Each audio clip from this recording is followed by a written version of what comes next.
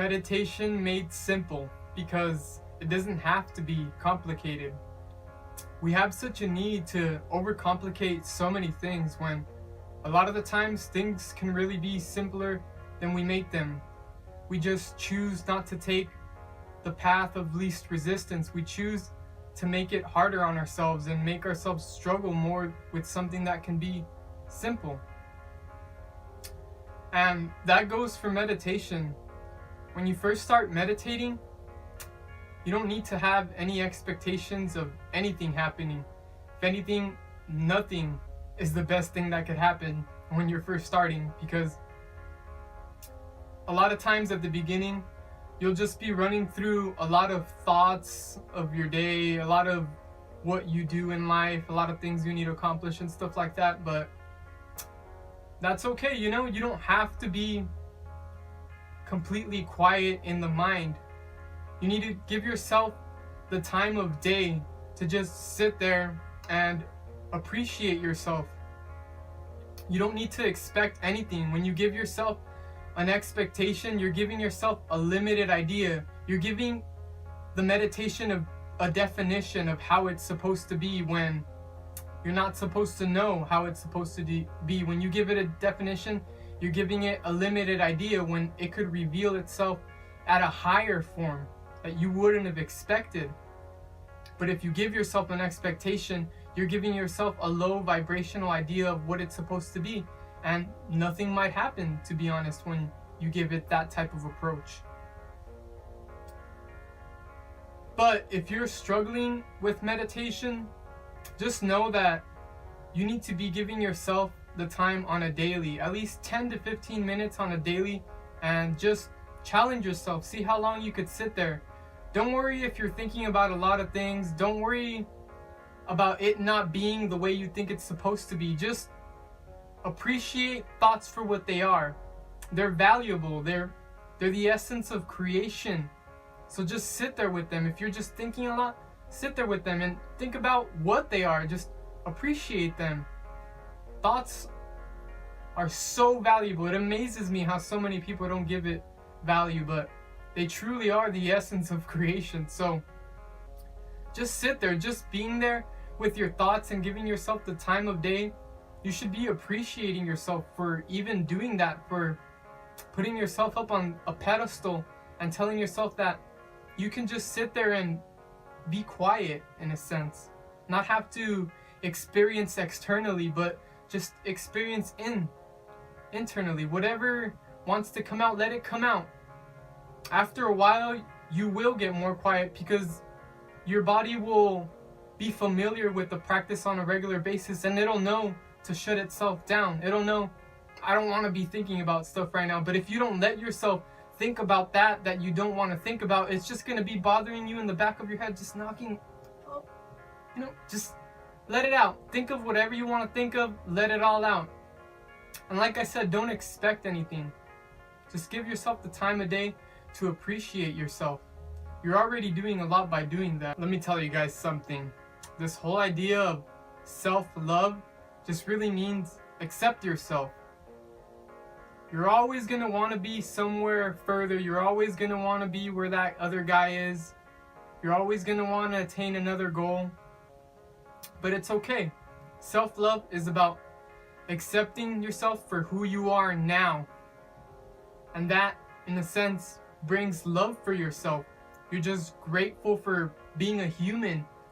You're grateful for making mistakes even, and turning those mistakes into new ways of helping you accomplish things in life. Negative situations don't have to be something that bring you down. They could be something that brings you into a higher state, because everything is a lesson.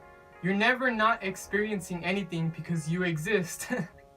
If you didn't exist, then you wouldn't gain anything. But as long as you're alive, there's always something to gain. Whether it's a negative aspect or a good aspect, you can always gain something from a situation. It's just your attitude. You need to have a positive outtake on everything that happens. That's why I say, are you approaching every situation without any expectation of any given outcome? Because you should.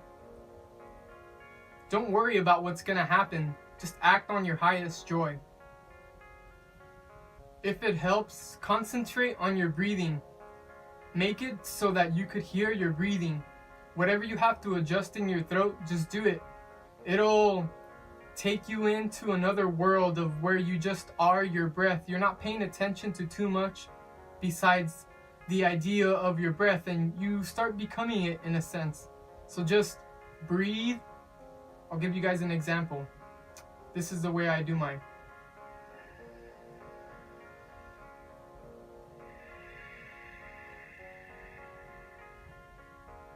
Just breathe. And if you can hear yourself, you'll start resonating with your breath. But if you can't seem to connect with that and you're just running through thoughts, like I said, that's fine. Just go with the flow. Relax. You don't need to be perfect. You're always going to have things you want to accomplish. And when you do accomplish those things, you're going to put more goals into your life. You're always going to have goals. So just accept yourself for who you are. You don't have to be the most spiritual person. You don't have to. See, this is why they say to take the path. This is why they say to take the path of least resistance, because this is your own journey. No yogi, no person can tell you, hey, you need to stop that right now. It is up to you. When it is your time to let it go and you feel like you could truly let it go and you're not going to miss that, it's going to be guilt-free to let it go. You can let whatever it is you want to grow apart from go. But if you don't want to let that go yet, accept yourself. It's okay. You're always going to have new goals to accomplish within yourself. So in a sense, you can appreciate yourself for who you already are, because in a sense, where you are now, you wanted to be in the past. So if you are in a place where you wanted to be in the past, you've already accomplished something, and you can understand how these goals are endless. So just accept yourself. You don't need to be perfect. And in a sense, that is the true beauty. And for those of you who are thinking, he didn't mention the chakras, he didn't mention the Kundalini. Just know that the Kundalini, your chakras, are a form of false light. They are a form of system and control. So don't worry about them. If anything, you don't need them. We'll talk about how you could channel your heart, and channel your heart through your third eye and through your creation force. One more thing before we go. Your ancestors want you to know that all their practices, all the yoga, all the meditation, all the religions, none of them got the answer. And you're in a position right now where you're moving into a new world. And in order to get to that new world, we need to create new things that have never been created. Our ancestors had the opportunity that we have right now to bring the light in, and they failed. I'm not saying that this yoga, meditation, and religions are bad, but they didn't get it 100%. Don't be afraid to explore new things. Don't be afraid to not be perfect, and just try something new, because that's what's going to bring us into this world.